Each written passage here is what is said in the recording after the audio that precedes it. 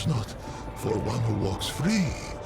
But oh, what endless nothingness have I lived while fixed in that evil knot. Paxeltag, I have not tasted air unmixed with the foul humors of the tangle in an age's age, nor did I dream that I ever might again, much less feel the soft touch of good soil beneath my hooves, or the kiss of the wind on my free fur. Faithless, faithless have I been, and yet Paxeltag came, with war in its right hand, and temperance in its left. The Paxeltag came, and I am saved. Two-handed warrior. It has my allegiance, whatever may come. Paxeltag have a gift for death, this much is true, but they are not all destroyers. Perhaps if it fights with us, perhaps the root may yet be crushed under the wheel of time. Take this, though it be a relic of we Laemir, stewards of death. Wield it in defense of life. No thanks is needed, for I owe it a debt unpayable.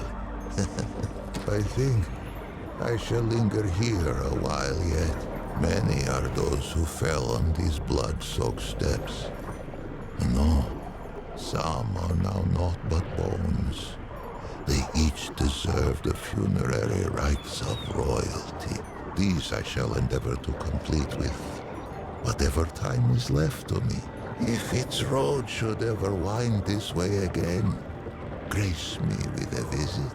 There are yet tales of Yesha, I might tell it, if it cares to hear them shared. On the contrary, it has been ages since I felt so very much alive. Let us first be properly introduced. Once I was called Likh, foremost of the Laemir. High priest of the dead. How I gloried in that title. Would that I had known the irony.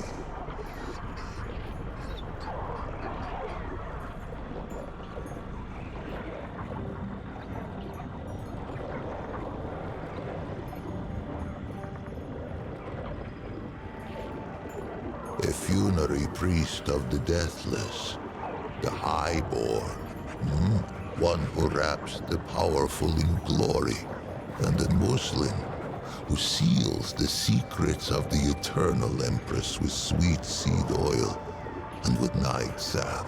We guarded the flesh of the great and sought their resurrection among these trusted sacred pan. I was the utmost. I relished the favor of her permanence.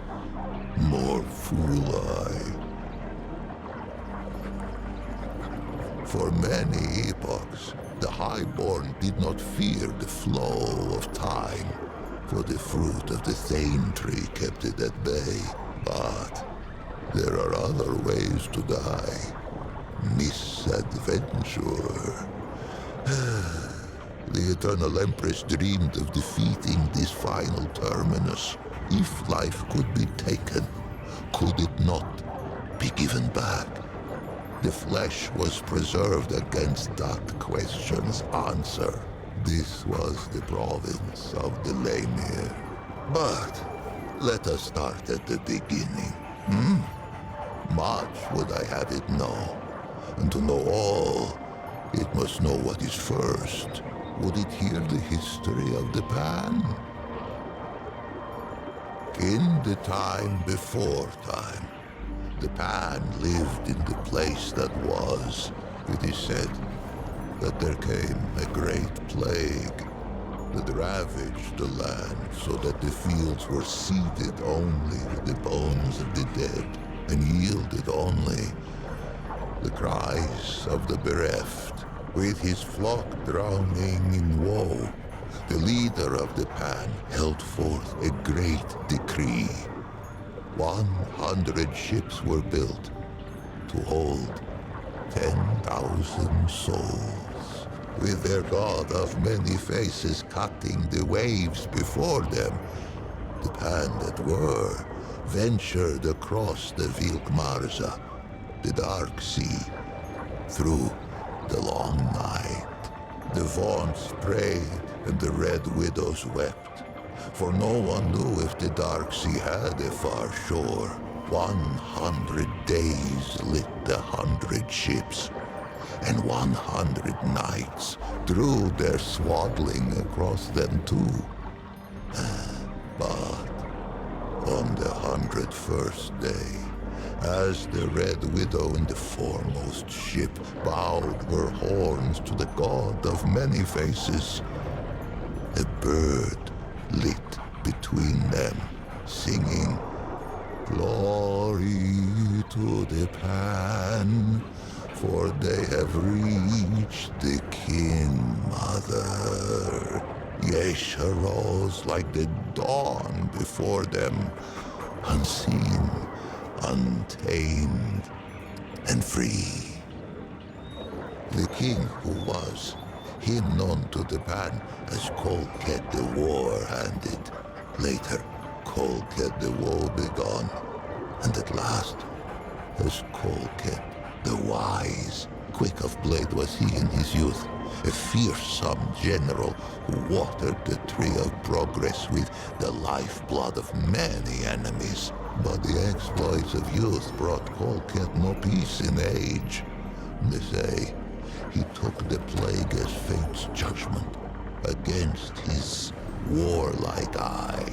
Fate offered a choice: flee the land of his fathers, or end his line as the king of death. Kolket hesitated no more in pilgrimage than he had in war.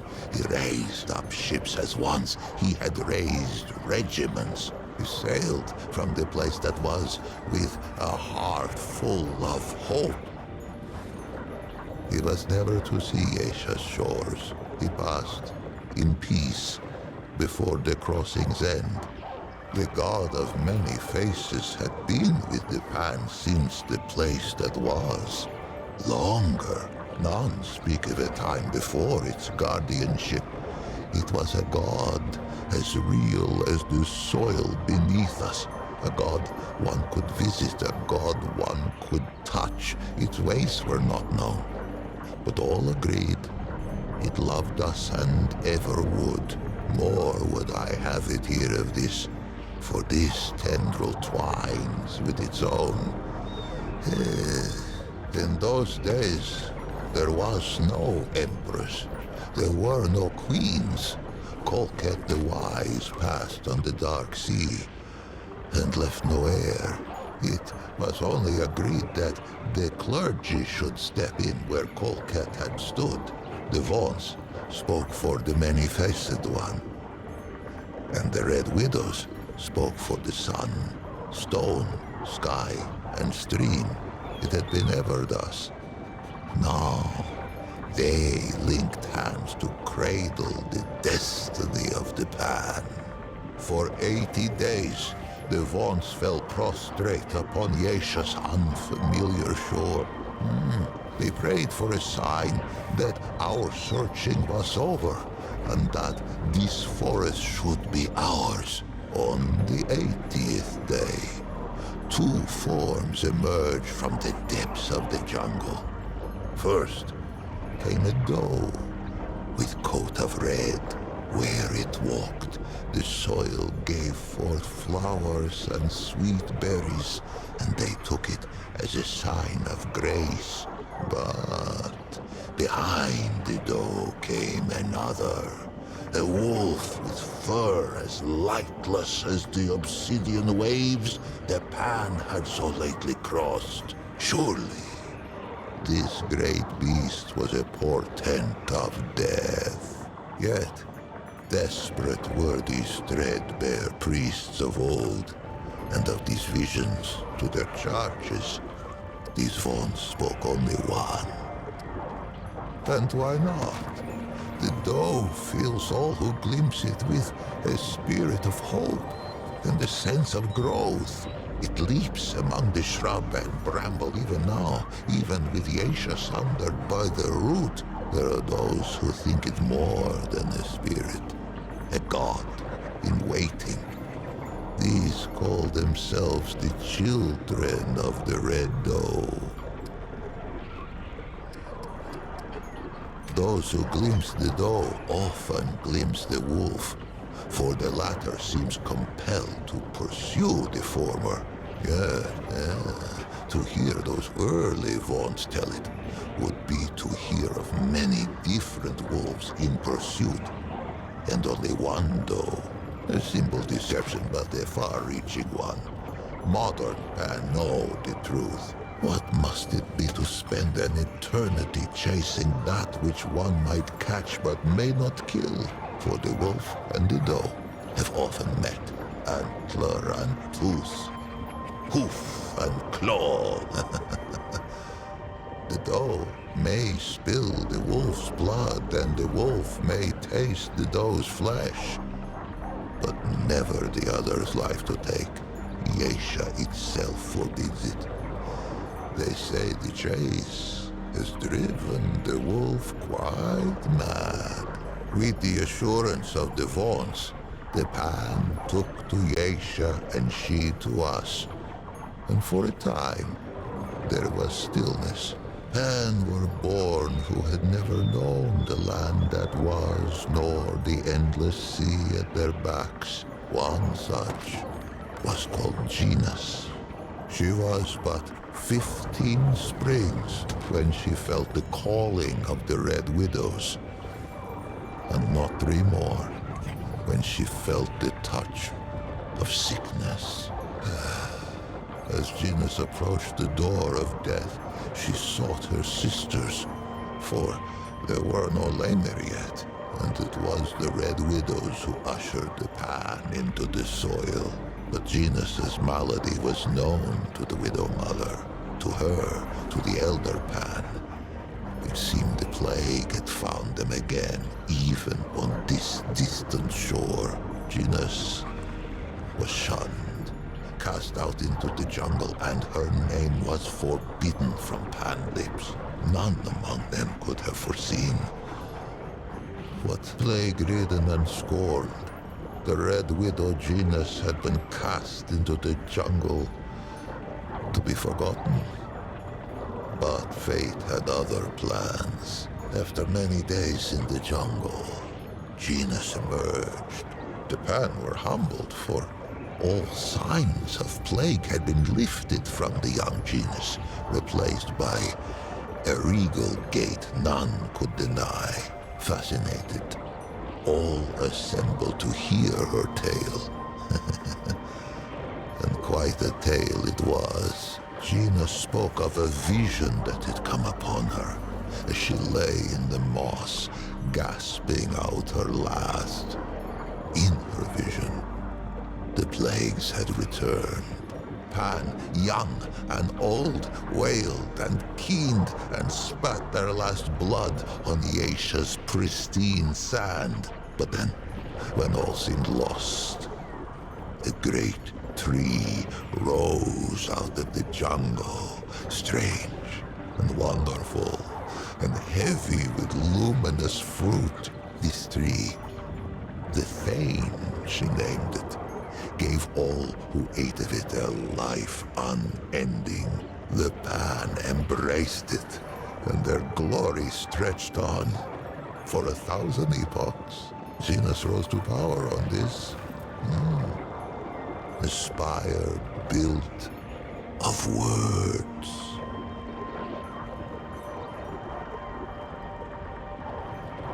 By spreading her message of doom and salvation. The Red Widows were easy converts, inclined to believe their sister, and eager to spread her vision to all the Pan. In time, they held more sway than even the Vaughns. It was a great shift. It would not be the last. Among the Red Widow's genus was quickly elevated to Widow Mother. The crops flourished and the villages spread. The jungle receded from the shore.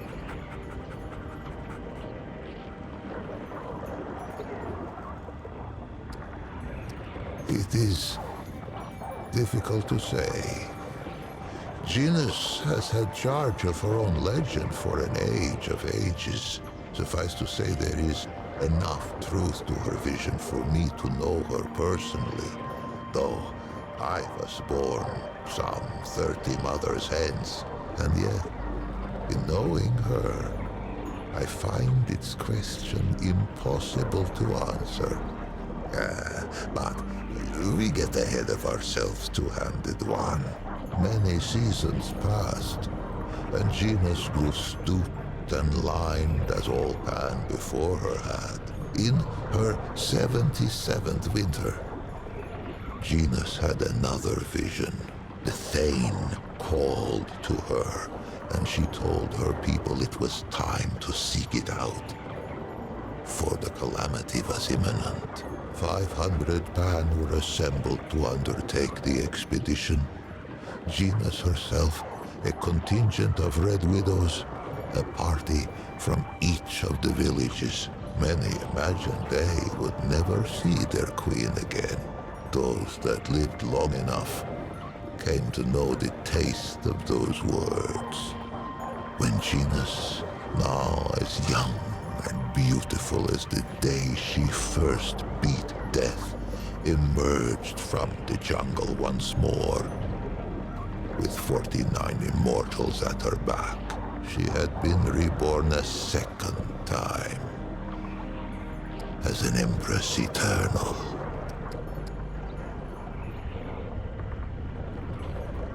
Unless I am much mistaken, the Empress lives yet, for no funerary smoke has filled the sky above her ziggurat. For years they searched the forest, battling hunger, storms, and beasts red of tooth and claw.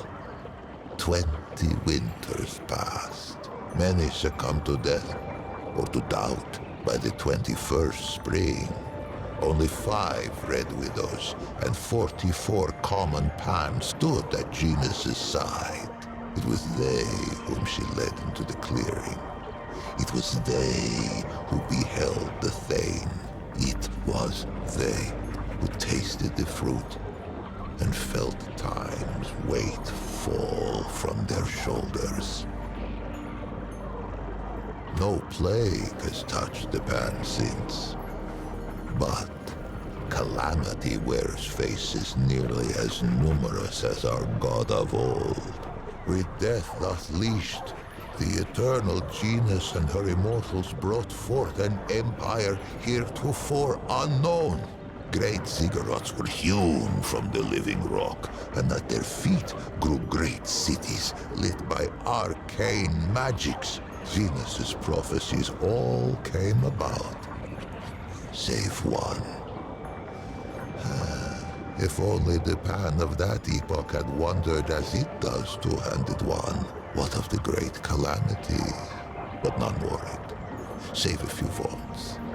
The old ways were dying, and the Empress was not. No achievement seemed beyond the reach of the Pan.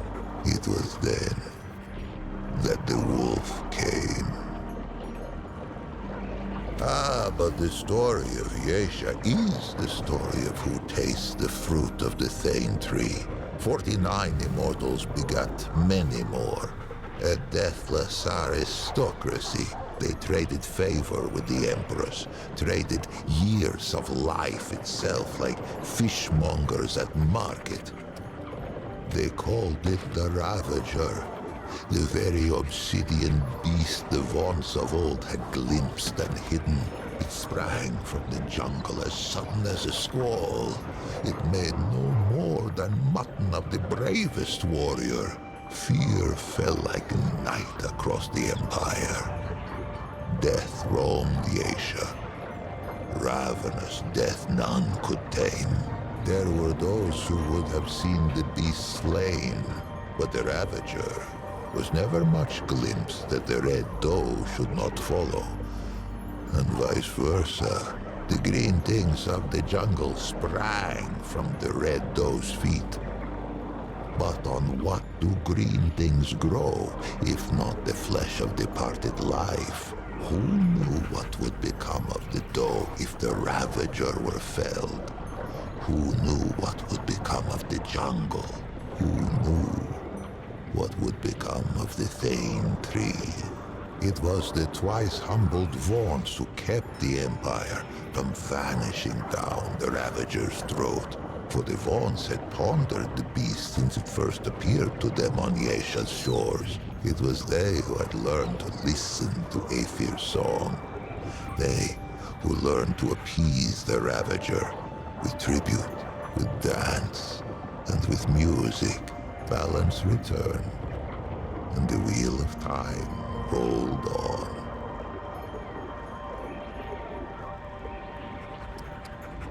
The song of all living things. It permeates our forest. It whispers in the leaves, thrums in the soil, shines in the sun, babbles in the stream. The Vaughns devote themselves to the song's mystery. They play it to tap its power, as other Pan might use the energy of a crystal, or the heat of a flame. Those attuned in prayer hear it strongest, but all may catch its strain from time to time, even a Paxeltech.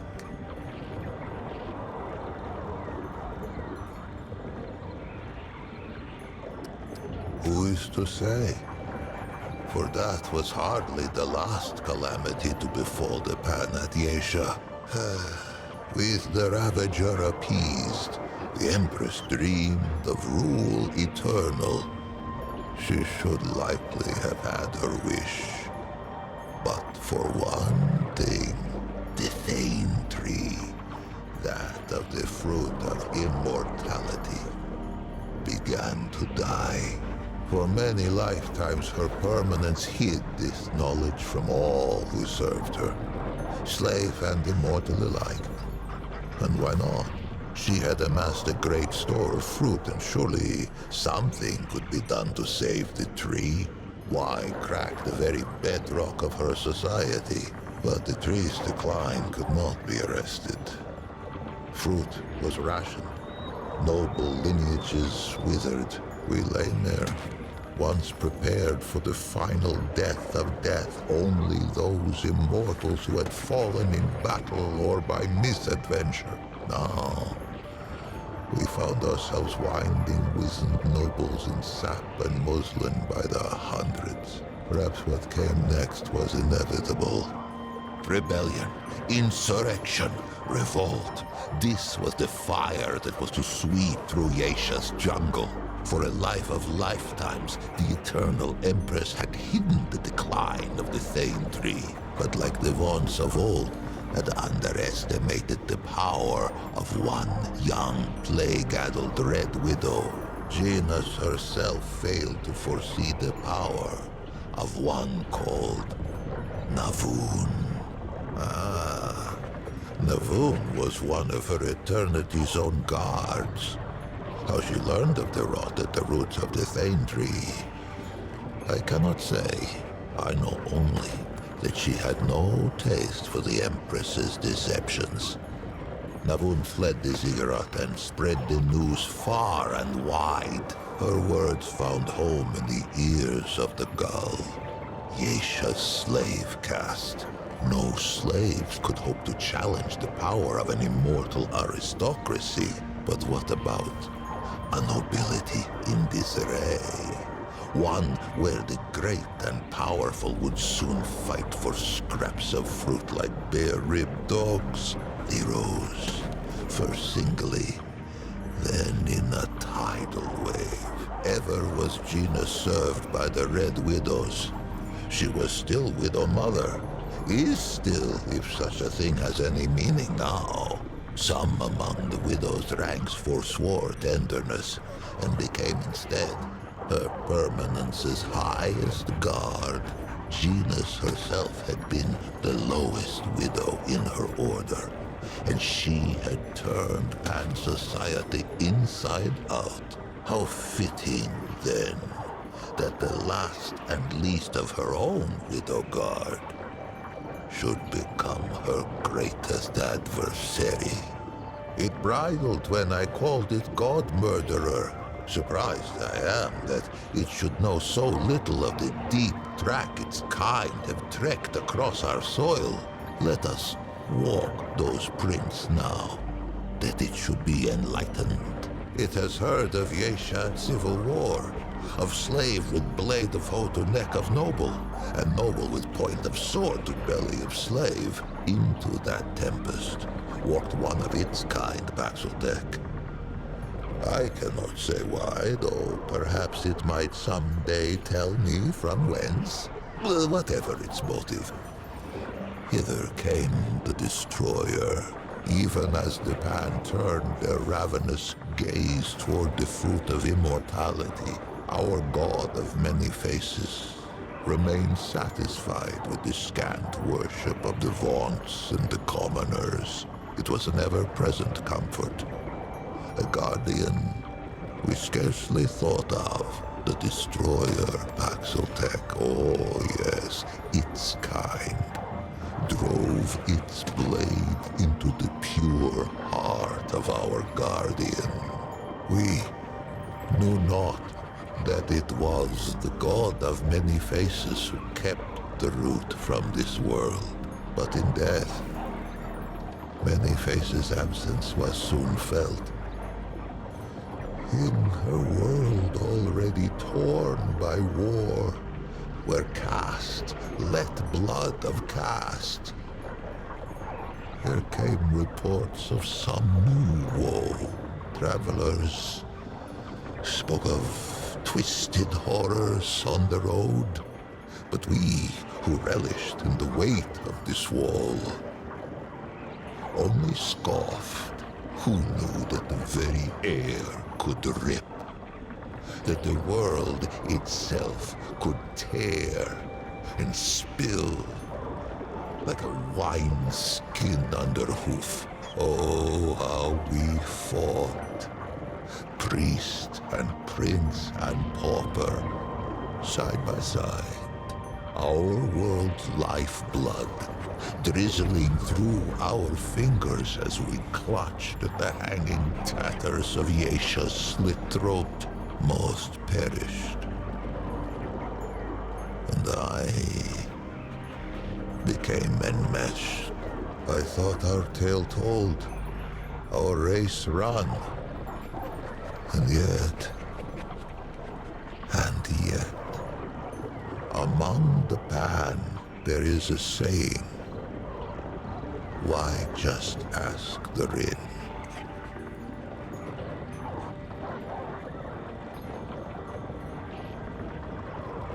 I gave the impression perhaps that Yesha was uninhabited at the arrival of the Pan, save for the doe, the wolf, the birds, and the beasts. This is not so.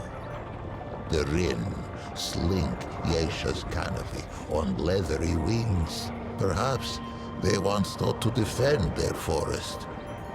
But Lash and Lure put that to rest. Lash in that no Rin could hope to withstand the onslaught of energy we Pan have learned to draw from Yesha's native crystal. The Flying Ones have no talent for crystal craft.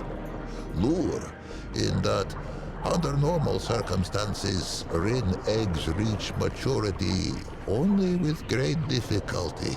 I know not who first discovered the potential for symbiosis between our species. Only that it is a whimsical god indeed who sends the most precious resource one kind could hope to acquire out the hind end of the other.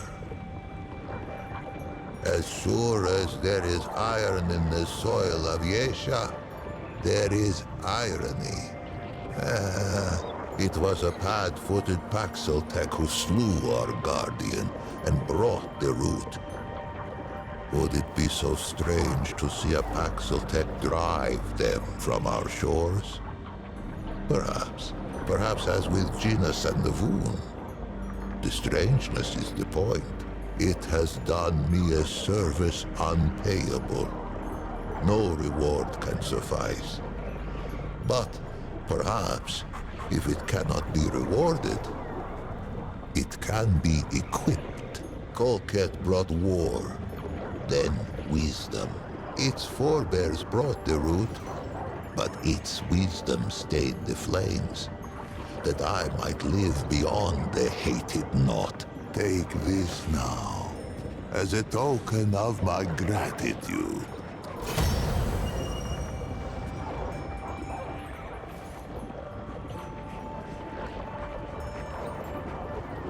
The Pan must put their faith in action and belief, not weapons and walls.